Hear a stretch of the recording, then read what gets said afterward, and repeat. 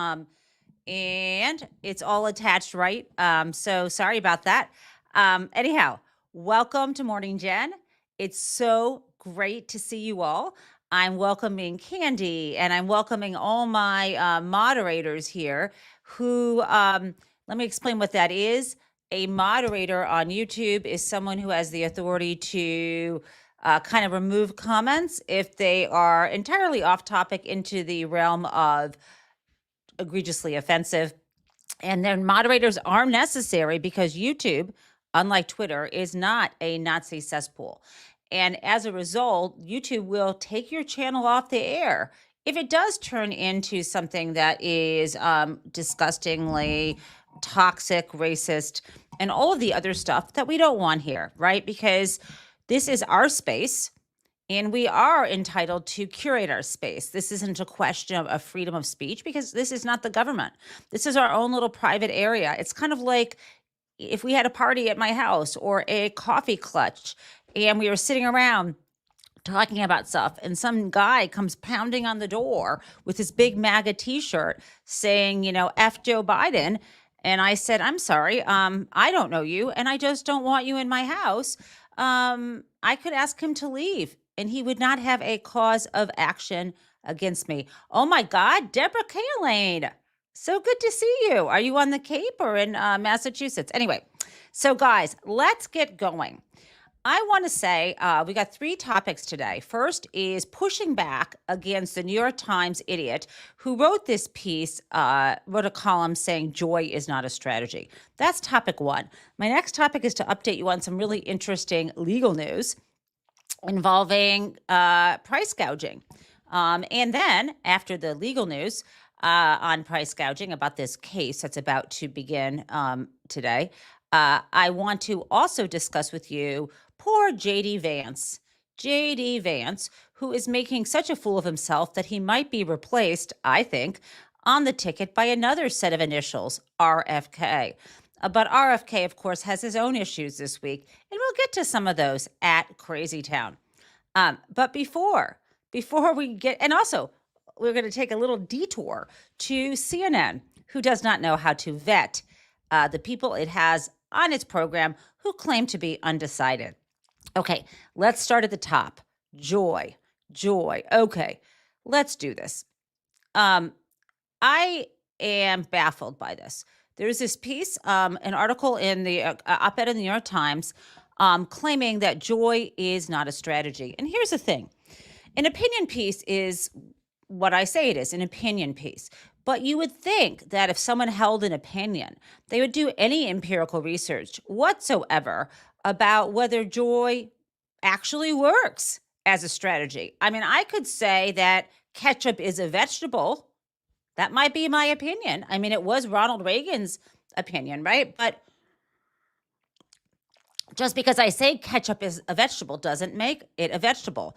If I say hope is not a strategy, I kind of sound like an idiot. Also, it's to say joy is not a strategy. Implicit in that is that Kamala Harris, because there's her picture, that her strategy, her only note that she is playing is joy.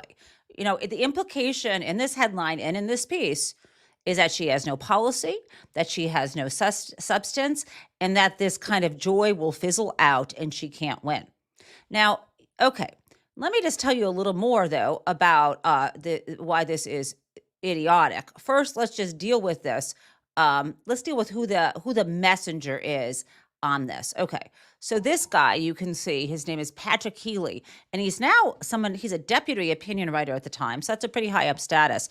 Let's look at what he did. I think some of you may already know this. Oh, look at this. 2007. The internet is always victorious because there were people who discovered this on Twitter. This guy, Patrick Healy, penned when he was not probably an editor, but he's been elevated. He penned this piece during the Clinton era. So this is September of 2007. This is when Hillary Clinton was first in the campaign against Barack Obama, who we know won. And his piece was entitled, "The Clinton Conundrum, What's Behind the Laugh?" I mean, this piece comes close to saying that she has cankles. Because let me just read this to you, just so you can see, because you get the idea of where this guy is coming from. And you might think I'm cherry picking, but I've looked at all the pieces he's written. I haven't seen anything he's written that says lying is not a strategy, or misogyny is not a strategy, or racism and xenophobia is not a strategy. No, this guy is laser focused for the most part on his misogynistic view that women are idiots and all we do is laugh and be joyful. Okay. So here's what he said. It was January 2005, and Senator Hillary Rodham Clinton had just finished a solemn speech about abortion rights, urging all sides to find common ground on the issue and referring to abortion as a sad, even tragic choice to many, many women. Stepping off stage, she took questions from reporters and found herself being grilled about whether she was moderating on her own pro-choice position. And suddenly it happened. Mrs. Clinton let loose a hearty belly laugh that lasted for a few seconds. Oh, the horror, people. That was editorializing. Reporters glanced at one another as if they had missed the joke, but nothing particularly funny had occurred. It was instead a deployment of the Clinton cackle. Okay, this guy's a douchebag. I can't say it any other way. But let's actually look at this empirically. He said joy is not a strategy. Now, as I mentioned to you, she does more than that. But let's for a second take this dude. What is his name again? Patrick Healey. Let's take Patrick Healey at face value. Let's just say that Kamala Harris, for the last month, has only had joy as her strategy. Let's just imagine that. And let's take a look at what that strategy looks like. So I'm just gonna share a little bit of that joy so you can judge for yourself. And I'm going to show you, I have the receipts. Okay, so first, let's show you what that joy looks like. This is when she accepted the nomination on Thursday. Nation on earth.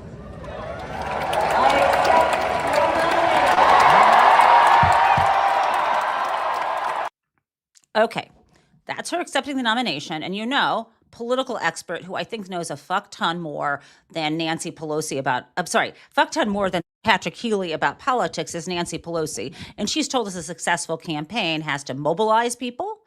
It has to have a strong message that people can relate to. And finally, it has to raise money. Okay, so let's look at, just assuming for a second that it's only joy, but she has no message. And as you know, we have gone through here all of the many positions Kamala Harris has on various issues, including the economy, including on abortion, including her new housing policy in detail. Okay, I'm not going to repeat that, but let's just assume for a second that it's just joy. And just for the fun of it, I want to show the joy I felt because I love this. This is me when she accepted the nomination.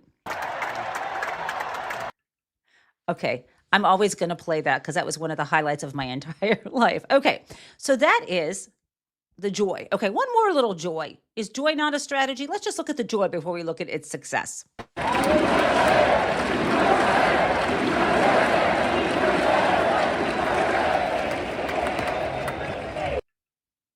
Okay, that's everyone cheering USA. Fine. We got a lot of joy. And according to Patrick Healey, that's all we got. So you tell me, if joy is not a strategy, Patrick, I've got this. If joy is not a strategy, then explain to me for a second. Explain to me why joy works. Hey, Patrick, if you're listening to my show or anyone else who thinks joy is not a strategy, let me read you this headline. Kamala Harris announces stunning money bomb, over $500 million raised since Biden dropout. This is historic. We've got more. Vice President Kamala Harris announced through her campaign that her team had taken in more than $500 million since she took over President Joe Biden's campaign in July just a month ago. On the heels of the Democratic National Convention that was capped off Thursday night by a widely praised acceptance speech by Vice President Kamala Harris, Harris for President put out a campaign memo Sunday morning, that's yesterday, that included a jaw-dropping total for their war chest. Okay, guys. Patrick. Number one, look at the receipts. Number two, she has more than joy as her strategy. This is someone who, in a matter of days, when there was an open primary, as soon as Joe dropped out, managed to secure all the delegates. She organized in 4 weeks this incredible Democratic National Convention and has chosen possibly the most successful and charismatic vice presidential candidate. But sure, it's just joy, as if joy just exists in the absence of competency. Okay, I have made my point. Okay, there's not just joy, though, Patrick, there's rage. Okay, see that? Yeah, there's rage because you don't know what you're talking about. Now, let's talk about our second topic, which is a really exciting legal news. Because guess what? It's not just campaigning all the time. Remember, I am a law professor. And today, my friends, is my first day of classes at Wayne State University Law School. And no, I don't talk about politics.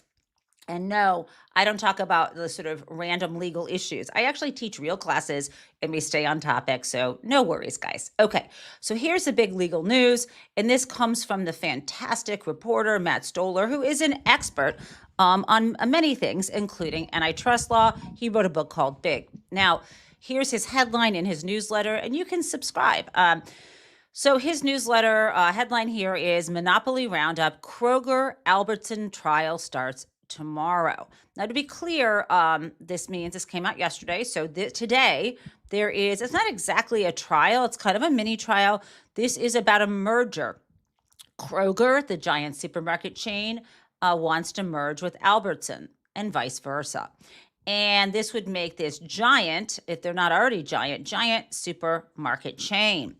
And if the merger were to go through, they're willing to divest of some of their locations and let them be run by CNS Wholesale. Now, let's just make this clear. Again, it's not really, as Matt makes clear, it's not really a law. It's not really a trial. It's it's a hearing because the government is seeking an injunction to stop this merger, to halt it. Now, let's learn a little bit more about this. Well, I think you can guess, and it doesn't take someone who has a PhD in economics to understand that the larger a business gets and the more it can squeeze out the competition by buying them up, the more it will have pricing power to raise prices and gouge consumers. And what you should know, and this is something Robert Reich mentioned on Twitter, which I haven't clipped it here, Kroger has been raising prices since the pandemic very severely. And one of the biggest issues consumers are facing is inflation.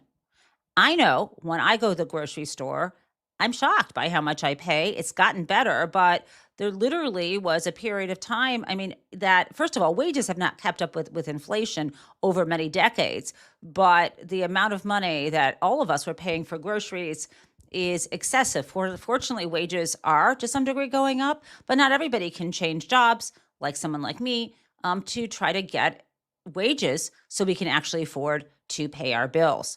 And that's a true story. I love where I'm working, but I have a substantial pay raise, which I needed so I could literally survive and pay the mortgage and pay for the groceries. No joke. Okay, so let's learn a little bit more about this. Okay, so what he's saying here is this would be a $24 billion merger. That is what the value of this deal is, to have Kroger and Albertson supermarkets merge. And this is going to start today in Portland, Oregon. It's going to run past Labor Day into September 13th. And there's a second trial involving Google. We talked about the first one. I don't want to get into that one right now. Okay, so what Matt Stoller talks about is we're talking about if these two conglomerates, Kroger's and Albertson, merged, they would have around 5,000 stores. Again, as I mentioned momentarily earlier, they would be divesting of around 579, and then CNS Wholesale Grocers would be in charge. I feel like that CNS Wholesale Grocers was located, at least one place was located in Hatfield, Massachusetts, near where I used to live. Anyway, so if this were to succeed and the government is not able to stop the merger, we would have our food system consolidated more. And of course, as Matt points out, if it doesn't merge, a lot of executives are going to lose their jobs. So they've got a personal stake. But what he probably knows and doesn't mention is when these mergers go through, they really cash out and get change of control bonuses and so on. Okay. So one last thing to get a sense of the dollars involved. By the way, when I was a corporate law firm in New York after law school, I was in the antitrust department and did get involved in these pre-merger approval filings. At any rate, the law firms are doing quite well. What have the companies spent on the deal? They have, between Kroger's and Albertsons, spent more than $864 million on merger costs.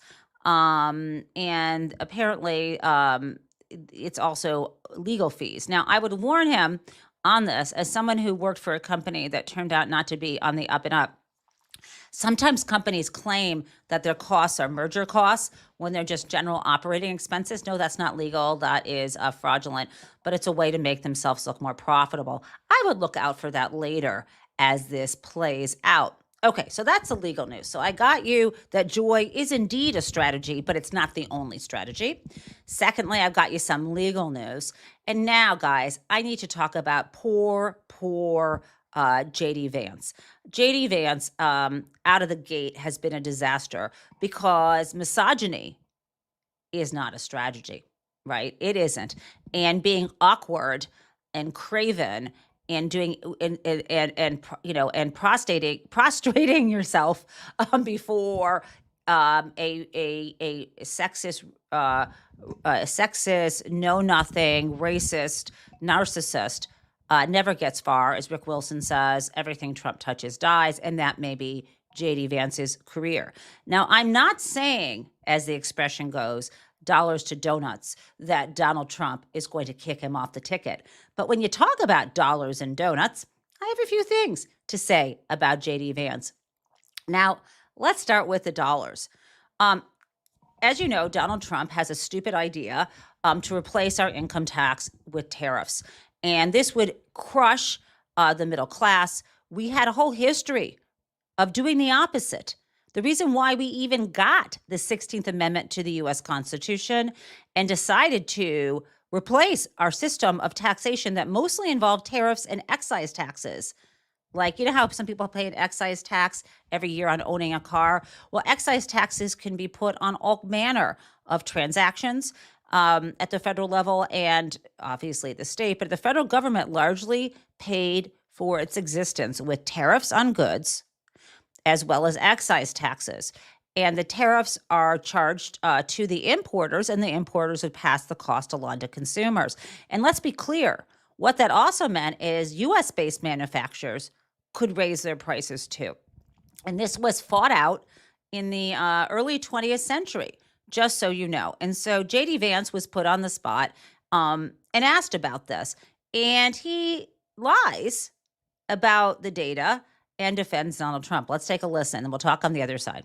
Kamala Harris says, if we do the thing that Trump already did, it's going to be way worse than it was last time. I just don't think that makes a lot of sense. Well, let's talk about Sure. Trump's record during his first term. He did impose rounds of tariffs, and it cost Americans nearly $80 billion in new taxes. Do you acknowledge that imposing more tariffs will ultimately cost consumers? Well, what it really does is it penalizes importers from bringing goods outside the country into the country. And I think that's just a necessary thing. We know that China and a number of other countries are using effectively slave labor to undercut the wages of American workers.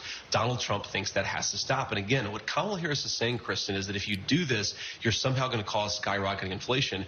In reality, Donald Trump already did it. He brought a lot of jobs back, and it didn't cause inflation. But it caused consumers to pay more. They paid more in taxes, $80 billion. That's right. Worth. Do you acknowledge that consumers ultimately will pay more if there are more tariffs? So economists... You just acknowledge that? No, I don't, Kristen, because I think economists really disagree about the effects of tariffs because there can be a dynamic effect, right? So what some economists will say is what you just said, that it will actually raise costs for consumers. But what other... I'm stopping there. There's no other, some economists say, and then he says other people. There is no economist on this planet who has studied, who's taken Econ 101, who agrees with what JD Vance says. And don't just trust me. I'm not an economist. I'm a law professor. I want to show you two things. Okay, here we go. The first thing, and I'm going to blow this up a little bit. The first thing I want to show you is this. Edwin Seligman, law professor and architect of the not just this helping with the 16th Amendment, but the first income tax that was implemented that followed, said this in his book, Income Tax. And there's this fabulous appendix. He wrote a book all about the tax, and then when it was actually passed in 1913, he added the appendix so we could understand the politics of what went down. And here's what he said. The chief argument, which was responsible for the passage of the 16th Amendment and for enactment of the law, as we have elsewhere pointed out, that wealth is escaping its due share of taxation. It's the billionaires and the multimillionaires who want this because they will pay more. They pay more with the income tax system we have now than if we eliminated it and had the tariffs. Now, I know you might say, oh, Edwin Seligman, that Marxist. I mean, you might not say that because probably you have no idea who the hell he is, but you might say that because that's always the reaction that people who don't want to hear reality have to say about Harris and others. But how about we take a look at what Cato, the libertarian think tank, had to say, and this was just this summer. Trump's tariff plan will raise prices for consumers just as Bastiat warned 170 years ago. Okay, I'm not giving you a lesson here on taxes. I'm really doing it. I'm writing a book called Winning the Tax Wars, and this is part of, watching this play out is going to be very helpful in making people actually interested in buying a book on tax policy, friends. Okay, so that's JD Vance. And I said, from dollars to donuts, maybe, I'm not sure if it's true, but from dollars to donuts expression means that more likely than not, or I'll bet you, he's going to be replaced by RFK. So speaking of donuts, let's talk about how JD Vance can't even order any donuts. Now, we talked about this on Weekend Jen, but some of you didn't watch that. And this is just too precious. Let's take a look at this.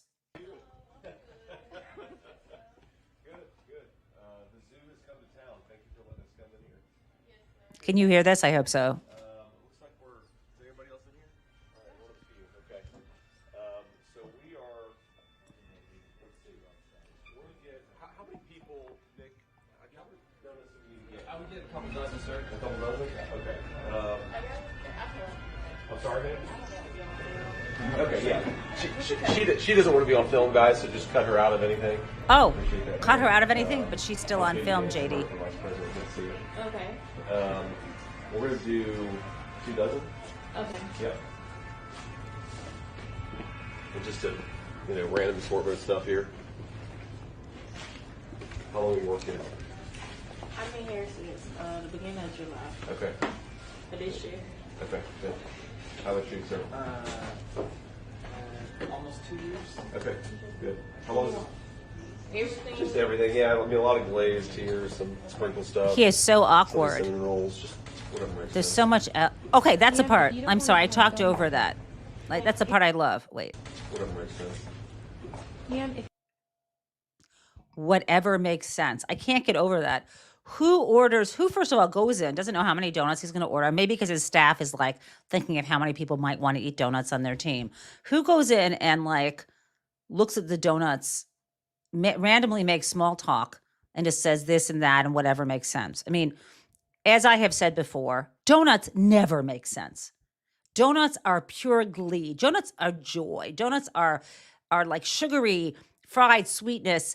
Donuts are a snack that you eat because you're super hungry and you're sort of happy at first and then not happy later. Donuts never make sense. And that he doesn't even lean in to the counter. When I don't know about you, when you look at donuts, don't you go, oh, look, pumpkin spice. That's too early for pumpkin spice season. Or I don't like the jelly filled. They're too messy. Who orders donuts without commenting on what's in front of them? Okay, so anyway, I should get over that because one more thing about JD Vance, since we are talking about why he may end up being replaced, he still is not apologizing for his childless cat lady comments. And let me tell you, the childless cat ladies are ready to vote on November 5th. And in fact, I am thinking about wearing some kind of cat ears or actually kind of cat suit to vote. I don't know if I can wear a cat suit because I don't actually have one, but I'm going to come up with something like that. And as my friend Deborah Kaylane knows, I am allergic to cats, but I will go all out in the cat theme, JD. So here his not apologizing. And again, this will not help him. Now, this may help him with Donald Trump, but ultimately, if the poll numbers keep sliding and Donald Trump gets the idea that he needs a scapegoat, he will throw JD under the bus for RFK Jr. Let's listen. A little bit, then you're calling it a sarcastic comment. Sure. And yet, some women, and you got the feedback in real time, felt like it was a gut punch to them personally. Do you regret making that comment? Look, I regret certainly that a lot of people took it the wrong way, and I certainly regret that the DNC and Kamala Harris lied about it. But do you regret what you said, Senator? Look, Kristen, I'm going to say things from time to time that people disagree with. I'm a real person. I'm going to make jokes. Really? I'm going to say things Real person. sarcastically. And I think that what's important is that we focus on the policy. There are certainly going to be things that I say. If I'm elected vice president, people are going to say, well, I wish he had said that differently. I think it's most important to actually be the person I actually am and to say those sarcastic comments were made in the service of a real substantive point. Oh, this really? country has become too anti-family. It's too expensive to afford a house. It's too expensive to afford groceries. Donald Trump and I want to change that. And unless we get better leadership, we're not going to. Let me pause that. He's not for the child tax credit. That's how things become less expensive for families. But let's continue. But again, just very quickly, given that people have told you directly, have spoken out, have said that they were offended, they were hurt by those comments, do you wish you never made those childless cat lady comments? I think that it's much more important for me to just be a normal human being who sometimes says things that people disagree with. I have a lot of regrets, Kristen, but making a joke 3 years ago is not at the top 10 of the list. All right, another out a little bit, then. You're calling it a sarcastic Sorry, I'm comment. just trying to remove this. Okay, no apology. He's decided he doesn't want to. He doesn't even say, I don't feel that way anymore. And he's lying about policy. Okay, so that's JD. And that was really actually a good job. I thought Kristen Welker did excellent job. She did not let him dodge the question. She got the tariff questions. She got him not to, he refusal to apologize there. Excellent interview. So before we get to Crazy Town, let's now talk about what I promised, which is CNN. Okay, MSNBC did the good job, and Anderson Cooper and his team really messed things up on CNN. Right after the DNC, they brought on camera a group that claimed to be undecided voters. And I want to play you. I'm going to pull this up and play for you what one of the undecided voters, and I put that in quotes, said. Right now, we're getting a reaction to the vice president's speech from some undecided voters in the crucial battleground of Pennsylvania. As Gary Tuchman is in Allentown. So, Gary, who's with you, and what are they saying about the speech? Well, Anderson, we do come to you from Allentown in the heart of the beautiful Lehigh Valley in eastern Pennsylvania. And we are with 8 residents of the Lehigh Valley who've been watching television with us tonight and watching Kamala Harris's speech. I do want to say they all have something in common, as you said, Anderson. None of these people before tonight have made a decision about who they will vote for in November. And at least one person here before tonight wasn't sure she was going to vote at all because she doesn't like either of the candidates. Also, what they have in common, 5 of these people, they are all 5 of them loyal union members from the UAW local, United Auto Workers, here in the Lehigh Valley. So thank you all for being here. Keep listening. It gets better. First thing I want to ask you, I want you to grade the speech, okay? A is excellent, B above average, C average, D below average. We all know what F is. Let's start with you. How do you grade the speech? I gave her a B+. B. B plus. A. B+. A. A. C. C. So mostly A's and B's. The guy who gave her a C, keep watching him. Keep listening. With 1 C. I want to ask you why you made the decision you made. First of all, we start with Scott, who is the president of the UAW local here in the Lehigh Valley. Let me just get to the guy who gave her a C. Okay? So everyone's like A or B. This guy. Leadership ability and understanding of the topics at hand.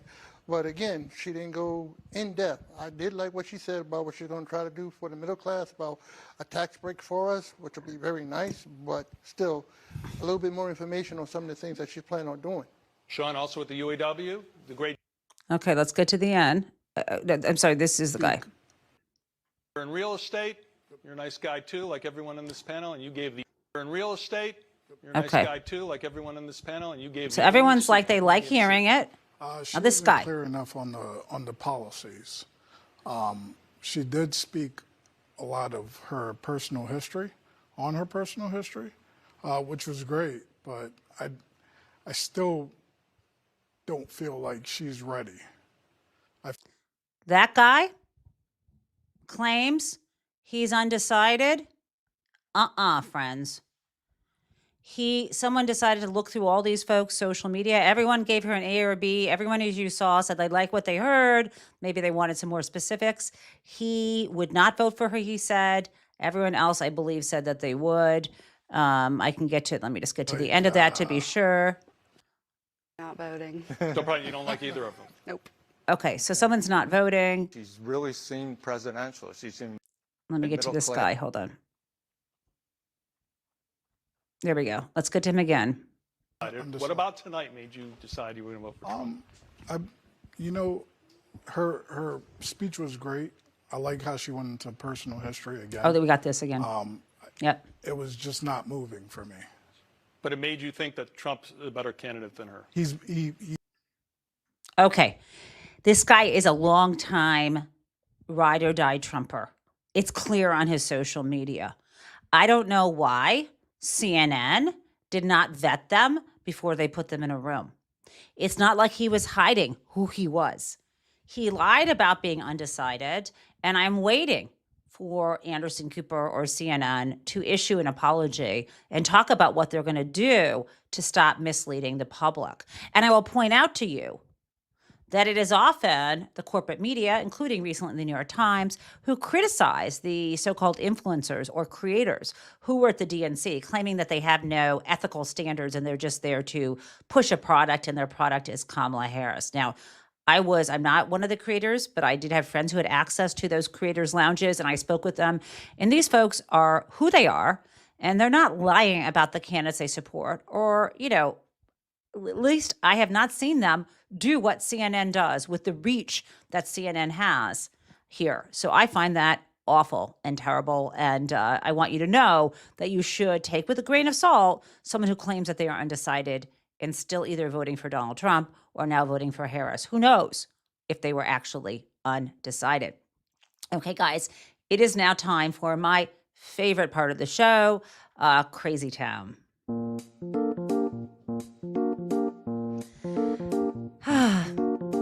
So, Crazy Town once again involves RFK, because RFK is the crazy gift that keeps on giving. I mean, first it was either clubbing or finding a dead baby bear cub on the road and then hiding it in Central Park near a bicycle. That was pretty flipping weird. I think it's also weird to be an anti-vaxxer and to want people to die of childhood diseases once again. That's weird enough. And we could go on and on. I think the fact that his friends claim he is taking steroids to do bodybuilding is also pretty weird, given that he is apparently sober after years of addiction. I don't think that would be my choice. But today's Crazy Town with RFK Jr., I think you know where I'm going, is this. Now, before I get to it, the only reason why we know this latest crazy story about RFK Jr. is because of the very important breaking news that Jennifer Lopez and Ben Affleck are now ending their second marriage with a divorce. And because of that, news came out that Ben has been seen with RFK Jr.'s daughter, which made people decide to, not me, but others decide to look up. Not that I wouldn't have done it, but I was busy at the DNC, so I didn't have time to do that. But others looking up the fact, her history. And in her history about, 30 years ago, she told a story about something, her father did with her as an outing. So let's take a look at this. And I need this to be blown up because it's pretty intense. Okay, so this is not my usual source, Vulture, but this is Kick Kennedy is her name. And I'll read you this headline. Somehow the Benifer breakup, that's Ben and Jennifer, the Benifer breakup has given us yet another RFK Jr. dead animal story. Rumors of Ben Affleck hooking up with Kik Kennedy surfaced a story about her dad, RFK Jr., chainsawing the head off a dead whale. Now, as Jeff Timmer, a never-Trumper and I think a co-founder of the Lincoln Project and former head of the Michigan Republican Party, said, he, unlike the rest of us, did have whale juice and chainsawing a whale's head off on his bingo card. I did not. Okay, next slide. I'm going to read you from the article so you know. I think this is the original article that may have been in Town and Country, or this comes from the one I was just quoting. But here she said that they found a whale that was dead on the beach in Hyannisport, Massachusetts, probably close to that Kennedy compound where all kinds of sort of awful things have happened allegedly over the years, if you remember the William Kennedy Smith trial. But anyway, okay, so he rushed out to the scene with a chainsaw and 6-year-old Kik in tow. He cut the whale's head off, secured it to the roof of his minivan with bungee cords, and made the 5-hour drive back to the family's home in New York. And this is Kik. Every time we accelerated on the highway, whale juice would pour into the windows of the car, and it was the rankest thing on the planet, Kik recalled. We all had plastic bags over our heads with mouth holes cut out, and people on the highway were giving us the finger. But that was just normal day-to-day. Normal day-to-day stuff for us. Okay, cool. So that seems like wins our crazy town challenge. And friends, with that, I am off air. I will see you tomorrow morning, same place, same time. Happy Monday, and have a great